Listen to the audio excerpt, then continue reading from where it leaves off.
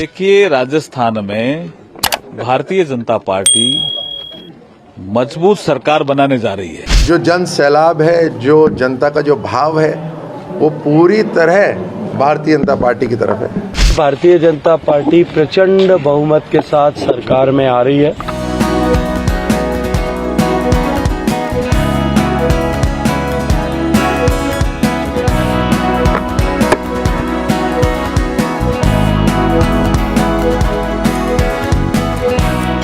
देखिए, राजस्थान में भारतीय जनता पार्टी मजबूत सरकार बनाने जा रही है।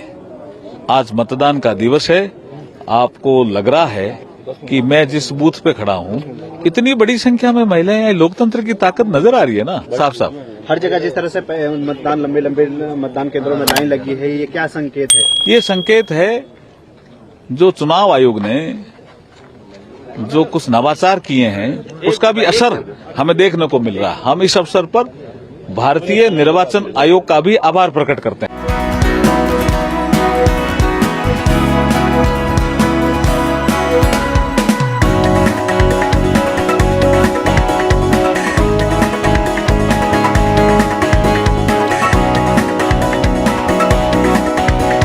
तो स्वार्थ की राजनीति का सबसे भद्दा उदाहरण पिछले 5 साल राजस्थान के अंदर रहा। मतलब जितना मिला था उससे खुश नहीं थे, और ज़्यादा चाहिए था। और उस स्वार्थ के कारण अपनी पार्टी को भी खड्डे में धकेला और राजस्थान को भी खड्डे में धकेला। ये हुआ है कांग्रेस के राज में। कह रहा मैं उनकी पार्टी से कोई मतलब नहीं है, उनकी पार्टी से वैसे भी किसी को कोई उम्मीद ही नहीं है, ना दूरदृष्टि है, ना कोई संकल्प है।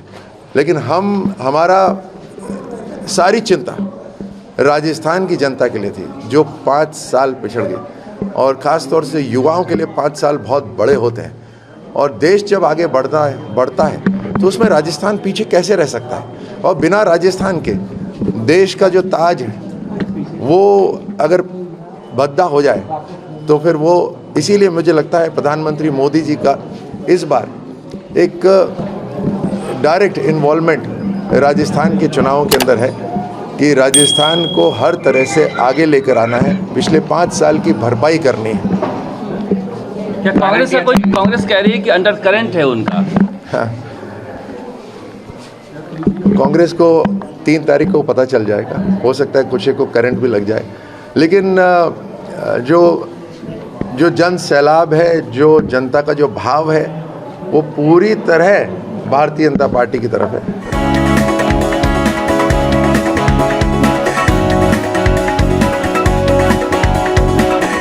लाखों बलिदानों के बाद हासिल स्वतंत्रता और लोकतंत्र के द्वारा मिला है।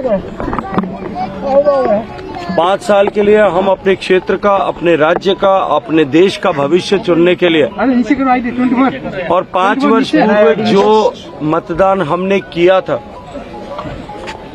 उस मतदान के चलते जिस तरह की परिस्थितियां और हालात बनी, इन दोनों का आकलन कर हमें मतदान करना चाहिए।